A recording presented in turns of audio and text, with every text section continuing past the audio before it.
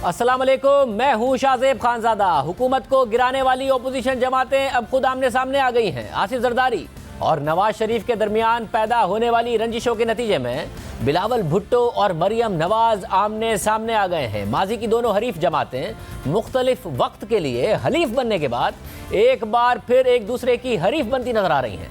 PDM में मौजूद दीगर 8 जमातें अब हुकूमत के खिलाफ कम और पीपल्स पार्टी और नून लीग के पलड़े में अपना अपना वजन डालने में ज्यादा मसरूफ हैं। हुकूमत के खिलाफ शुरू होने वाले बयानिए की जंग अब पीपल्स पार्टी और नून लीग के दरमियान शुरू हो गई है। नून लीग ने वाज़ेह इशारे दे दिए हैं कि वो अपोजिशन जमातों की तरफ से नवाज शरीफ पर तनकीद बर्दाश्त नहीं करेगी और ये इशारे भी दे दिए हैं कि पीपल्स पार्टी इस्टेब्लिशमेंट के साथ राब्ते में है और अपने लिए सियासी जगह बनाने में मसरूफ है। मरियम नवाज ने जो मुतबादिल का इशारा दिया, वाज़ेह हो गया कि वो भी पीपल्स पार्टी से मुताल्लिक था, जबकि पीपल्स पार्टी ने भी अपनी खामोशी तोड़ दी है और नून लीग को वाज़ेह पैगाम दिया है कि एस्टैब्लिशमेंट के साथ गठजोड़ की तारीख उनकी नहीं बल्कि खुद नून लीग की है।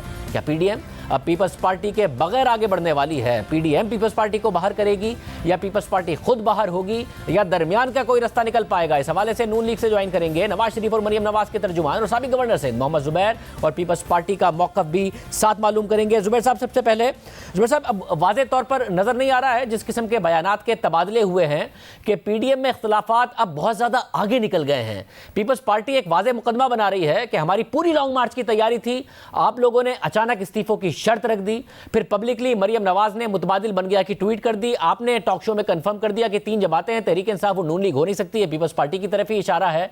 फिर जैसे ही गिलानी साहब हारे, तलाल चौधरी साहब ने कह दिया कि बिलावल साहब न्यूट्रल का मजा आया। तो ये आप लोगों ने किया है, जो कुछ हुआ है वाज़ेह मुकदमा आपकी तरफ बना रही है पीपल्स पार्टी। मेरा ख्याल है वो कुछ हद तक तो उनकी बात है, जिस तरह आपने तलाल चौधरी के ट्वीट की, बट तलाल चौधरी ने उस ट्वीट को कोई सीनियर लीडरशिप से कोई पूछ के ट्वीट नहीं किया था। सो कोई भी पार्टी में अगर कोई स्टेटमेंट देता है तो उसका मतलब ये नहीं होता है वो पार्टी की पोजीशन है। 26 मार्च के हवाले से पीपल्स पार्टी का मौक़िफ़, लॉन्ग मार्च के हवाले से अब वो बिल्कुल ये तो कह रहे हैं कि जी हमने होटल बुकिंग वगैरह भी कर ली थी, लेकिन जो मार्च की तैयारी होती है वो उन्होंने हमारे ऊपर ही छोड़ी थी। बिकॉज उन्होंने कहा था जीटी रोड पर तमाम तमाशा होगा और पंजाब में ज़ाहिर है PMLN सबसे बड़ी पार्टी है, सो वो हमारे ही से एक्सपेक्ट कर रहे थे। और शाहजेब इससे पहले भी जिस तरह मुल्तान में भी जलसा हुआ, जो साउथ पंजाब में उनकी काफ़ी हद तक प्रेजेंस है, बहावलपुर में रैली हुई, उसमें भी एंटायर तकरीबन शो जो था PMLN का था। सो असल तैयारी तो हमने ही करनी थी और हम ये उनके लिए मुझे नहीं पता कि क्यों इतना बड़ा सरप्राइज़ था कि जी हमने नथी कर दी है इसको। हम हमेशा से ये कह रहे थे कि जी फाइनल जो होगा वो लॉन्ग मार्च होगा, बट वो उस वक्त कामयाब होगा जब वो रेजिग्नेशन के साथ हो। सिर्फ इस्लामाबाद जाना और हाथ लगा के वापस आ जाना, और उसमें भी एक तफरीक थी। हम चाहते थे कि पिंडी में लॉन्ग मार्च हो, पीपल्स पार्टी वाले चाहते थे पिंडी में ना हो, उसकी सिंबलिज्म कुछ और होगी। सो हमने एग्री भी कर लिया था कि ठीक है हम इस्लामाबाद जाएंगे, बट सिर्फ हाथ लगा के वापस आना अगर मकसद था तो long march was never going to be successful. वैसे मगर अब यहां से पीडीएम कैसे सक्सेसफुल होगी? मरियम नवाज और बिलावल भुट्टो आपस में पर्सनल हो गए हैं, नवाज शरीफ और आसिफ जरदारी साहब आपस में पर्सनल हो गए हैं, मौलाना फजलुर रहमान ने भी जरदारी साहब पर तनकीद की है, वो भी आपस में पर्सनल हो गए हैं। और जब आपको लगता है कि ये मुतबादिल के तौर पर तैयार हो रहे हैं तो पीपल्स पार्टी इसेंशियली पीडीएम से आउट होगी और पीडीएम तितर बितर होगी, इसके अलावा क्या ऑप्शन है अब? नहीं, पीपल्स पार्टी आउट नहीं होएगी। मेरा ख्याल है इतनी पेशेंस बाकी पार्टीज़ को भी दिखाना चाहिए, बिकॉज जब पहले पीडीएम की मीटिंग के बाद पीपल्स पार्टी ने ऐलान किया था, जो अभी तक जिस पर वो कायम है, कि 4 अप्रैल को जो उनकी CEC की मीटिंग है पिंडी में या इस्लामाबाद में, उसमें वो फाइनल फैसला करेंगे और पीडीएम को बताएंगे। सो हम समझते हैं कि ये जो दिन है इस दौरान देखें, पीपल्स पार्टी का भी मफाद वही है, अभी तक उनका भी ऑब्जेक्टिव यही है कि ये हुकूमत सेलेक्टेड है, इसको जाना है।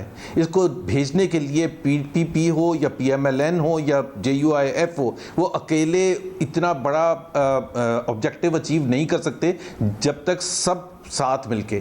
साथ में हम ये भी कह रहे हैं कि अगले इलेक्शन से पहले एक निज़ाम के हवाले से एक बिल्कुल क्लियर कट अंडरस्टैंडिंग होनी चाहिए, वरना एक हुकूमत लेके आना और हाथ पांव आपके बंधे हुए हों, उसका कोई फ़ायदा नहीं है। इस बात पर आप में इत्तेफाक है कि इस हुकूमत को जाना है, मगर फिर उसके बाद क्या होना, इस पर इत्तेफाक नहीं है ना। पीपल्स पार्टी समझती है कि ये हुकूमत जाए, फिर इन हाउस चेंज आए, मरकज में भी उसे पावर शेयरिंग में हिस्सा मिले, पंजाब में परवेज इलाही साहब की सूरत में हुकूमत आ जाए तो उसमें भी उन्हें पावर शेयरिंग में हिस्सा मिले। आप ये समझते हैं कि ये हुकूमत जाए, उसके नतीजे में नए इलेक्शन हो और आपको पंजाब में पूरी हुकूमत मिले और मरकज में भी पूरी हुकूमत मिले। ये इख्तिलाफ कैसे हल हो सकता है आप दोनों का?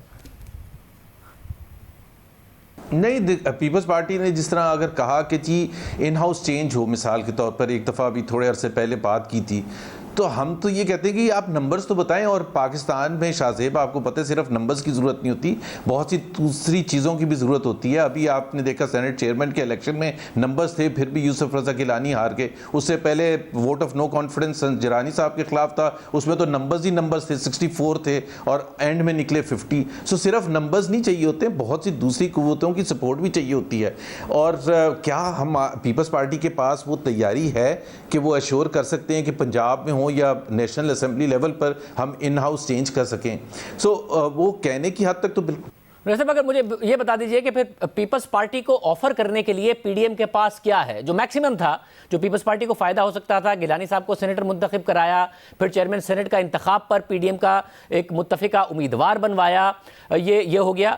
अब जबकि एक लीडर ऑफ द ऑपोजिशन का सिर्फ स्लॉट है जिस पर पीपल्स पार्टी ने कमिट किया था, तो वो आपको देने को तैयार है नहीं। इन हाउस चेंज के लिए आप लोग तैयार है नहीं। उन्हें पता है अगला इलेक्शन होगा तो हमें सिंध में ही हुकूमत मिलनी है, तो उन्हें नजर क्या आ रहा है? जो मैक्सिमम था पीडीएम से वो फायदा ले सकते थे, वो ले चुके हैं, तो वो क्यों राजी होंगे आपके साथ आगे चलने पर या इस्तीफे देने पर? अगर पीपल्स पार्टी अकेली रहेगी तो ये हाइब्रिड रजीम में उनकी कोई जगह नहीं है। अगर पीपल्स पार्टी अगर ये समझती है कि उनको एक as a partner, coalition partner के तौर पर पीटीआई के साथ मौका दे दिया जाएगा, तो मेरा नहीं ख्याल है कि इमरान खान साहब पीपल्स पार्टी के साथ हाथ मिलाना पसंद करेंगे। So there is nothing for People's Party अगर वो अलग से खड़े होते हैं। और प्लस पीपल्स पार्टी को ये भी अंदाज़ा है कि अगर वो अलग से खड़े होंगे और ऑपोजिशन डिवाइडेड होगी, तो जिस बुरे तरीके से नैब को अभी तक इस्तेमाल किया गया पिछले 2.5 साल में, उससे भी ज़्यादा बुरे तरीके से इस्तेमाल किया जाएगा, उससे भी ज़्यादा बुरे तरीके से मीडिया को मजल किया जाएगा और दबाया जाएगा। सो पीपल्स पार्टी के लिए क्या है? अगर ये देख रहे हैं कि शॉर्ट टर्म में अगले 2 साल में उनके लिए ये हुकूमत जारी रखना उनका फाइनल ऑब्जेक्टिव है, और ये भी पीपल्स पार्टी को अंदाज़ा है कि 2 साल के बाद भी क्यों पीपल्स पार्टी को फेवर किया जाएगा फेडरल हुकूमत में हुकूमत बनाने के लिए इन एडिशन टू सिंध। मतलब उनके लिए कैसे? तो उनके लिए कोई बेनिफिट है ही नहीं अकेले खड़े होने का, सिवाय इसके कि वो एक जगह खड़े होकर एक ऑपोजिशन करें, और वो हुकूमत के साथ तो उनको बिल्कुल भी नहीं मिलाया जाएगा। ये हाइब्रिड रजीम में मेरा ख्याल है पीपल्स पार्टी की कोई गुंजाइश नहीं है, और सबसे बड़ी रुकावट उसमें खुद इमरान खान होंगे। तो जुबैर साहब, मरियम नवाज तो कह चुकी कि पीपल्स पार्टी को एक मुतबादिल के तौर पर तैयार किया जा रहा है। इस सब के बावजूद अगर 4 अप्रैल को पीपल्स पार्टी को ऐसा फैसला करती है जो आपके लिए काबिल कबूल होता है, तो आप फिर पीपल्स पार्टी पर भरोसा करने को तैयार होंगे, सारी बातें भूल जाएंगे? देखिए, मरियम नवाज जो रेफ़र कर रही थी ना, एक तो हिस्टोरिकल कॉन्टेक्स्ट में भी शाहजेब आपको देखने की ज़रूरत है। हमें कोई 100% तो नहीं पता कि जी कोई बी टीम बन रही है, लेकिन आपको ये पता है कि पाकिस्तान में पिछले 2-3 साल की तारीख देख लें, चाहे साउथ पंजाब देख लें, चाहे बलूचिस्तान देख लें, कि हर वक्त एक बी टीम की तैयारी होती रहती है। चाहे वो तोड़ फोड़ पीडीएम में हो, चाहे वो तोड़फोड़ पीएमएलएन में हो या पीपल्स पार्टी में हो। सो वो एक तरह से एक वो वार्निंग साइन था कि जी अगर कोई समझ रहा है कि बी टीम बन के उनको वो फ़वाइद हासिल होंगे जितने अभी उनके पास हैं, तो मेरा ख्याल है उस तरह से मरियम नवाज़ ने रेफरेंस किया था। उससे ज़्यादा कोई पर्टिकुलर रेफरेंस नहीं था कि पीपल्स पार्टी तैयार हो चुकी है बी टीम के तौर पर। बहुत शुक्रिया मोहम्मद जुबैर साहब हमारे साथ मौजूद थे। पीपल्स पार्टी का मौक़िफ़ लेंगे एक ब्रेक के बाद। ब्रेक से पहले नून लीग का मौक़िफ़ आपने सुना। पीपल्स पार्टी क्या सोच रही है? हमारे साथ पीपल्स पार्टी के सीनियर रहनुमा, सेक्रेटरी जनरल पाकिस्तान पीपल्स पार्टी, साबिक चेयरमैन सेनेट और पीडीएम की तमाम मीटिंग्स में मौजूद सैयद नैयर हुसैन बुखारी साहब मौजूद हैं। बुखारी साहब, बहुत शुक्रिया वक्त निकालने के लिए। बुखारी साहब, नून लीग ने वाज़ेह किया है कि अगर पीपल्स पार्टी अकेली रहेगी तो इस हाइब्रिड रिजीम में उनके लिए कोई जगह नहीं है। इमरान खान तो उनसे हाथ मिलाना भी पसंद नहीं करेंगे। अगर अलग से खड़े होंगे तो जिस बुरे तरीके से नैब इस्तेमाल हो रही है उससे भी बुरे तरीके से इस्तेमाल होगी। पीपल्स पार्टी क्या सोच रही है? शुक्रिया शाहज़ैब। देखिए, गुजारिश ये है कि अभी आपने वो मुझे ज़ुबैर साहब की गुफ्तगू सुनाई। पीपल्स पार्टी कभी भी ये नहीं सोचती कि हम बैकडोर चैनल इस्तेमाल करके और कोई इक़्तिदार में आना चाहिए। और पीपल्स पार्टी की एक तारीख है 50 साल से भी ज़्यादा की कि आवाम की क़ुव्वत पे और अपनी जदोजहद पे भी इक़्तिदार में आई। पीपल्स पार्टी के रहनुमा कोई भी खुफिया मुलाकातें नहीं करते हैं और जिसके लिए ISPR को एक बयानिया भी जारी करना पड़े। पीपल्स पार्टी ने PDM की बुनियाद रखने में एक अहम रोल अदा किया। आज भी हम पाकिस्तान पीपल्स पार्टी वहाँ मौजूद है और पीपल्स पार्टी जमहूरी जदोजहद पे यकीन रखती है।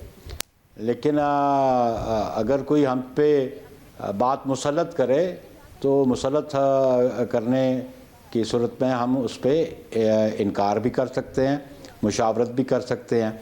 हम तो आज भी PDM के साथ और जो हमारा बेसिक ऑब्जेक्ट था उस पर आज भी हम खड़े हैं। उस ऑब्जेक्ट के लिए जो हमने एक्शन प्लान बनाया था हम आज भी उसके पाबंद हैं और हम समझते हैं कि तमाम जमातें उसकी पाबंद हैं। और जिस सीक्वेंस से वो 20 सितंबर को हमने एक्शन प्लान बनाया था उस एक्शन प्लान पे हम कारबंद हैं आज भी। और बुखारी साहब, अगर कोई जमात जी बुखारी साहब, मगर उनका ये कहना है उनका ये कहना है कि जो फाइनल ऑप्शन था अगर उसके लिए भी इस्तीफे इस्तेमाल करने थे तो लॉन्ग मार्च ही फाइनल ऑप्शन है जिसकी अफादियत नहीं होगी बगैर इस्तीफों के। साथ में मुझे बताएगा कि अब PDM खड़ी रहेगी कैसे? मौलाना फजलुर रहमान और आसिफ जरदारी साहब का भी ऑलमोस्ट पर्सनल मामला हो गया जो मौलाना साहब ने तकरीर की, जरदारी साहब और नवाज शरीफ साहब का पर्सनल मामला हो गया जो जरदारी साहब ने तकरीर की, बिलावल भुट्टो जरदारी और मरियम नवाज साहिबा का भी बहुत पर्सनल मामला हो गया जो मरियम नवाज साहिबा ने ट्वीट किया और कल बिलावल साहब ने जवाब दिया। तो ये कौन है जो PDM को संभालेगा, कौन है जो बीच में किरदार अदा करेगा? देखिए, बात बीच के किरदार के लिए बात बामी मुशावरत की है और PDM के सरबराहों को बैठ के जो डिफरेंसेस होते हैं उसको रिजॉल्व करना चाहिए। PDM के फैसले कंसेंसस से, ये हमारा जो 26 पॉइंट जो चार्टर था जो जिसके हम सिग्नेटरी हैं और बाकी जमातें भी सिग्नेटरी हैं, वो कंसेंसस से है। अगर कोई दो रहनुमा कोई फैसला कर लें और वो उसको मुसल्लत करने की कोशिश करें बाकियों दीगर जमातों पे जो 10 जमातें हैं उनमें से 8 पे, तो फिर ये काबिल कबूल नहीं होता। लेकिन हमारी हमेशा सजेशन ये रही है कि इश्यूज़ क्रॉप अप होते हैं, इश्यूज़ को रिजॉल्व करना भी क़यादत का काम है और पेशेंस के साथ, टॉलरेंस के साथ हमेशा मामलात चलते हैं। मतलब मगर वो हिंट दे रहे हैं कि हम अकेले भी एहतजाज कर सकते हैं, बड़े बड़े जलसे कर सकते हैं, मगर अच्छा है तमाम जमातें साथ चलें और बगैर इस्तीफों के लॉन्ग मार्च की अफादियत नहीं है। तो आपका जो 4 अप्रैल का इजलास है उसमें इस बात को कंसीडर किया जाएगा कि कहीं PDM टूट ना जाए, 8 जमातें एक तरफ हैं, पीपल्स पार्टी दूसरी तरफ है, पीपल्स पार्टी PDM से बाहर हो गई तो लॉस ऑफ परसेप्शन भी पीपल्स पार्टी के लिए होगा, या आप अपना ही फैसला करेंगे, उसमें इस बात को मद्देनजर नहीं रखेंगे जो 8 जमातें कह रही? PDM को तोड़ने में पाकिस्तान पीपल्स पार्टी इंस्ट्रूमेंटल नहीं होगी। पहली बात तो शाहजेब आपको मैं बड़े वाज़ेह कर दूँ। दूसरी बात, 4 अप्रैल को जो हमारी CEC की मीटिंग है उसमें बिल्कुल हम उस ऑप्शन को सामने रखेंगे और जो मौक़िफ़ इख्तियार PDM की दीगर जमातों ने किया कि लॉन्ग मार्च के साथ इस्तीफ़ों का इशू है, क्योंकि इस्तीफ़ों पे पाकिस्तान पीपल्स पार्टी का पहले एक मौक़िफ़ आ चुका है। हमारी जो 29 दिसंबर की जो मीटिंग थी जिसमें हमने कैटेगोरिकली हमारी CEC ने कहा कि इस्तीफ़े कोई सलूशन नहीं है। हम समझते हैं कि जो पार्लियामान है, जो प्लेटफॉर्म्स हैं, जो पॉलिटिकल लीगल पार्लियामेंट्री प्लेटफॉर्म्स हैं, उनको नहीं छोड़ना चाहिए, हमारा मौक़िफ़ था। और हम समझते हैं कि अभी PDM से हम कायल करने की कोशिश ज़रूर करेंगे। हम अपना मौक़िफ़ लेके आएंगे, यानी कि बुखारी साहब, क्योंकि आप एक बहुत सीनियर रहनुमा है पार्टी के, आप ये कह रहे हैं अभी भी पार्टी ये समझती है कि हम इस्तीफे ना देने पर PDM को कायल करने की कोशिश करेंगे कि जी इस्तीफे ना दिए जाएं, और अगर वो नहीं मानते और फिर PDM में अगर इख्तलाफ होता है और वो आगे बढ़ते हैं तो पीपल्स पार्टी जिम्मेदार नहीं होगी अगर पीपल्स पार्टी PDM से आउट होती है। देखिए, बात है शाहजेब, मैंने ये नहीं कहा कि हम इनको हम वो बात सामने लाएंगे PDM की क़यादत के सामने जो हमारी CEC फैसला करेगी। अभी प्रीवियस रेजोल्यूशन जो हमारा था CEC का वो 29 दिसंबर का था, वो कारआमद साबित हुआ, उस पर अमल तमाम जमातों ने किया PDM की। अब क्योंकि एक नई सिचुएशन अराइज कर गई थी, हमने कहा जो हमारा सीक्वेंस था पब्लिक मीटिंग्स, रैलीज, लॉन्ग मार्च, नो कॉन्फिडेंस, और आखिर में यह था कि हम रेजिग्नेशन का ऑप्शन भी इस्तेमाल कर सकते हैं। तो बात है उस सीक्वेंस से हम चलना चाहते हैं, उस सीक्वेंस के तहत हम चल रहे हैं और वो हम समझते हैं कि हम हमारी CEC की जो भी करारदाद जो फैसला होगा हम पीडीएम के सामने रखेंगे। अब मैं कबल इस वक्त नहीं कह सकता हूँ कि हमारी सीसी क्या फैसला देगी, रेजिग्नेशन को एक्सेप्ट करेगी नहीं एक्सेप्ट करेगी, क्योंकि ये अभी प्री मेच्योर बात है। फैसला हमारी सीसी करेगी। मतलब और ये जो बयानात है इसमें कोई सीज फायर की तवक्को है? मरियम नवाज और बिलावल भुट्टो जरदारी या जो क़यादत है आपस में कि कम से कम इसका सीज फायर हो, इसके हवाले से कुछ बातचीत या राब्ता हुआ है, या ये भी सिलसिला जारी रहेगा 4 अप्रैल तक? नहीं, देखें, उसमें गुजारिश है कि हम 10 जमातें हैं, हर जमात का अपना एक पॉलिटिकल मैनिफेस्टो है, एक ऑब्जेक्ट है, ऑब्जेक्ट हम सब का कॉमन है, स्ट्रेटजीज़ मुख्तलिफ हो सकती हैं। और पाकिस्तान पीपल्स पार्टी के बारे में जो कहते हैं कि जी ये पीडीएम से अलहदा हो जाए, तो ये भी बात सरबराह इजलास में बैठ के कर ली जाए कि बाकी जमातें क्या कहती हैं। सिर्फ ये 2 जमातें नहीं, वहाँ पे छोटी जमातें और भी हैं, जहाँ पे बड़ी जमातें हैं वहाँ पे और जमातें भी हैं, और इक्वल उनका राइट ऑफ वोट है दीगर जमातों को, चाहे वो पार्लियामान में मौजूद हैं या पार्लियामान में मौजूद नहीं है। मौलाना ने यही कहा कि 8 जमातें हैं जो एक तरफ हैं इस्तीफों के मामले पर, और इसलिए पीपल्स पार्टी का रवैया गैर जमहूरी है कि वो 8 जमातों की बात नहीं मान रही है। मौलाना ने कहा बात यह है, मौलाना से हमारी गुजारिश ये और दरख्वास्त ये है कि आप उस डॉक्यूमेंट के सिग्नेटरी हैं, मरियम साहिबा उस सिग्नेटरी हैं, बाकी 8 जमातें जो हैं वो भी सिग्नेटरी हैं उस डिक्लेरेशन की कि कंसेंसस से डिसीजन किए जाएंगे। वहाँ कहीं जिक्र मेजॉरिटी की बात की नहीं है। और फिर मैं एक और अर्ज़ कर देना चाहता हूँ कि हमने पीडीएम की मीटिंग में कैटेगोरिकली हमारे मेंबर्स ने ये बात की जो वो पार्टिसिपेंट थे, और मेरा क्वेश्चन था कि आपने रेजिग्नेशंस के कॉन्सिक्वेंसेस को डिस्कस नहीं किया। व्हाट नेक्स्ट, रेजिग्नेशंस के बाद क्या होगा, असेंबलियाँ डिज़ोल्व होंगी कि नहीं होगी, ये आपने डिस्कस किया। अगर असेंबलियाँ डिज़ोल्व होंगी तो elections free fair transparent elections कौन कराएगा, वो कौन सी कुव्वत होगी इंश्योर करेगी कि ट्रांसपेरेंट इलेक्शंस होंगे।